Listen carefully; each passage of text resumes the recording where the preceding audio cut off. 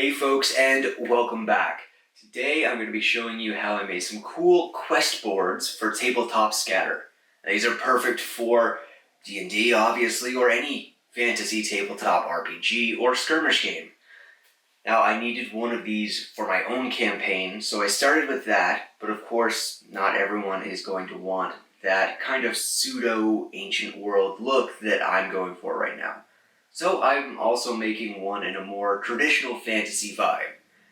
And once you've done that, it's a pretty simple matter to just 3D print another one so that you guys can have that comparison as well in time, cost, and materials. And because I seemingly never make just one of anything. Alright, let's get started. I'm going to start with a more traditional fantasy quest board. Now, this would be at home in most settings, from Faerun to Ravenloft, right down to Mordheim, and thankfully this one is super easy to make. I'm just going to use craft sticks and cut off the rounded ends, then cut them into randomly sized pieces, like they're scavenged bits of lumber. Personally, I like to keep a miniature on hand so that I can make sure things are in scale. But make sure it's a miniature you're going to use, too. The sizes these are cut to really don't matter much, as they're all just going to get glued together anyway, and that's my next step. I'm using a piece of parchment paper to keep the tacky glue from sticking to the table, but that's probably overkill, and you don't have to worry about making a mess here. Just make sure to use the side with the excess glue as the back of the quest board. And of course, you can always use a finger or old brush to smooth it out. Once the glue is completely dry, I used my craft scissors to roughen and damage the ends of the planks. Now, this is totally optional, but this is going to be the most weathered of the 3 boards I'm making, so I wanted to lean into it. After that, I just took a couple of my leftover pieces and glued them on the back to prop the board up. This particular board is going to have a lot of weathering, and I want it to look like it's from a very wet environment. So I start the painting with a mix of Garragax Sewer and Basilicanum Grey in equal parts. That leaves it with a dark, somewhat rotted look, like it's just on the edge of decay. That look gets further accentuated with a dry brush of medium gray. This will help to bring out details in the craft sticks, but also to make the wood look older. I feather this dry brush out around the edges of the board, keeping the middle darker and richer in color. That brings me to adding some posters to the quest board. I'm going to go into a lot more detail about these later on, but for now, you should know all of the posters are available in a link below, and you should absolutely feel free to use and modify them however you want to. Applying them is simple. They just get cut out and pasted on. Then I go over the edges with a bit of watered down PVA to make sure that they stick. To make things a little rougher, I also make sure to cut a couple of notches out of the sides of the posters before I stick them on too. If you wanted to, you could even carefully use a lighter to singe around the edges. It just depends on what kind of look you're going for. Once the glue is dry, it's time to dive into the weathering. For this board, I'm going to use a green wash around the bottom third of the board, like it's growing moss, algae, or slime. I also draw this up the sides of the posters a bit, since water would naturally run there, and to help make them look a bit more integrated into the board itself. For the second step, I'm taking some of AK's Muddy Earth texture paste and applying it to the very bottom of the quest board, as well as a few spatters on the posters and higher up on the board, like wagons have been driving by and splashed mud from the streets across it. I leave that all to dry, and while it does, I go ahead and start on quest board number 2. This board was 3D printed from a free file, which I've linked below. I'm not going to go into a crazy amount of detail about how I painted this, since it's incredibly simple. It's all just paint, contrast, washes, and dry brushing. Ultimately, this board cost about $1 Canadian to print. That makes it quite cheap, and the look is clean and nice. In this case, the real sacrifices are that it doesn't have the custom-made setting-specific posters, and it's, well, generic.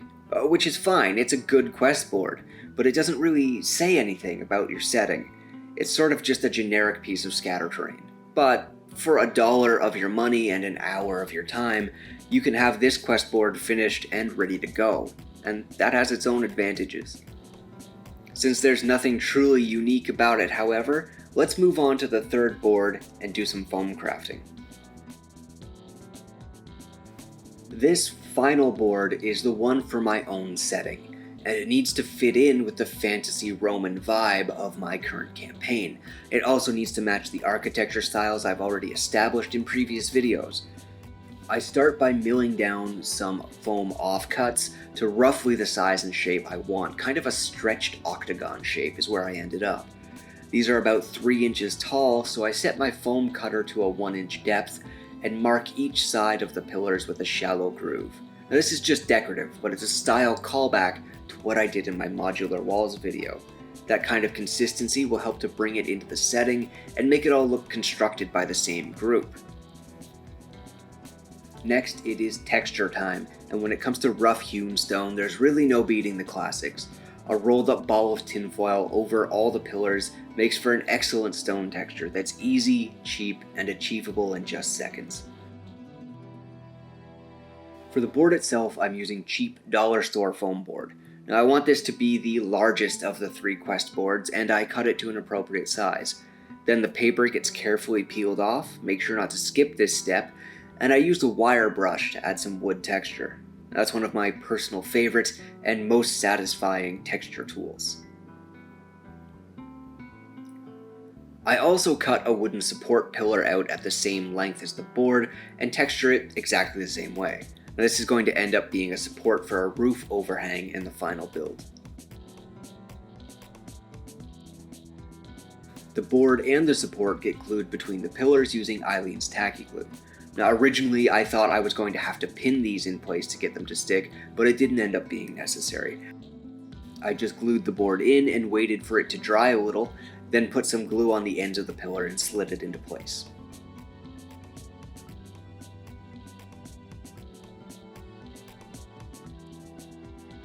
The tiles for the overhanging roof are made of corrugated paper. I cut 2 strips, one slightly smaller than the other, and glue them on top of each other to make it look like rows of tile. Now this is an excellent and cheap material for this kind of rooftop, and it also works great as corrugated metal in other settings. These were slightly trickier to get to stick, and needed to be held in place long enough for the glue to tack up. If you wanted to, you could probably sub out hot glue here to save time. Just be careful not to melt your foam. Speaking of foam, this is a great time to realize that you put your pillars on upside down, and you need to retexture the tops again. Yeah. Oops. Construction is almost complete now, but I do add some tiny bead details to the side.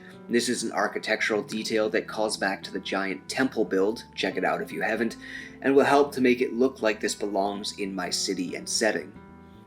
With that done, the entire piece gets a unifying coat of black craft paint. Now this is where things really start to come together for me, and where it starts to look like a single project instead of a bunch of beads, paper, and foam I've slapped together.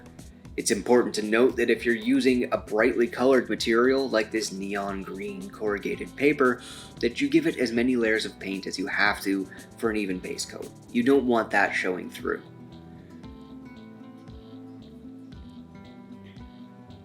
When working up your paints from a dark color to a light one, it's best to go in layers. Work from dark to medium to light to your brightest color, rather than just going straight from black to light stone. I do all of this with stippling and dry brushing, making sure to give each layer time to fully dry before either applying a second one of the same color or moving on to the next brightest. The wood gets basically the same treatment, shifting it toward a more gray sun-bleached look since this is for a coastal scrubland setting. Because there is a long drought going on in my campaign, I'm also trying to avoid greens or adding any muddy or algae-like texture. Dry brushing is already a perfect technique for making things look like dry, sandy stone. It's really only the roof overhang that gets painted differently. A few thin layers of copper are all that's really required to bring the roof to life. And again, I'm avoiding giving it a verdigris since it's in a setting without much moisture. After that, it's a homemade brown wash, made of craft paint, water, and dish soap over the entire project.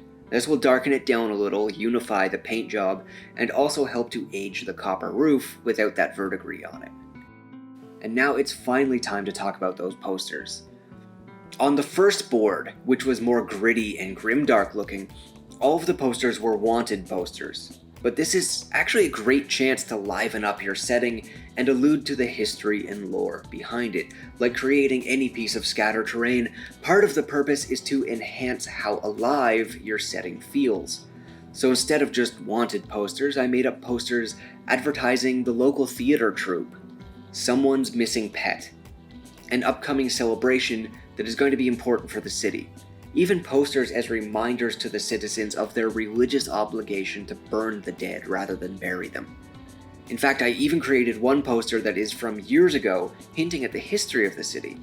I'll put it up on the board with the others, but make it look more weathered and run down, maybe even crumpled, like it's been there for years.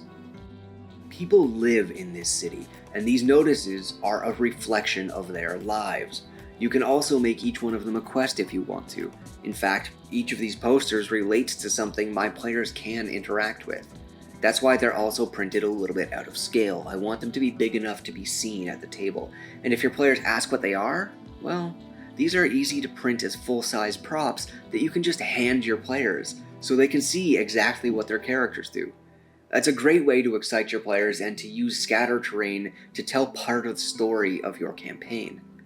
Alright, again, these posters are available in the links below, and feel free to do whatever you'd like with them. Now, let's look at the finished product. Quest and notice boards are an iconic and common element in tabletop campaigns. As you can see from how varied these three look, they're also something you can make out of just about any materials you have laying around, or whatever you enjoy working with. Now for me, they're an excellent chance to express what your setting is like. Is it a gritty, dangerous campaign where the only jobs ever posted are bounties or for hunting down monsters? Or are people advertising celebrations, concerts, and missing cats? I think each of these boards is cool in its own way and has its own benefits. Thanks for watching, everyone. Now if you liked the video, please hit like and subscribe, or share it if you can. That really does help out small channels like mine. And hey, if you've got some cool ideas for what might be on posters in your own setting, why not drop them below in the comments? Help inspire your fellow crafters. Now if you'd like to support the channel, there are ways to do that below, and the posters are also linked below. Thanks again. I'll see you on the next one.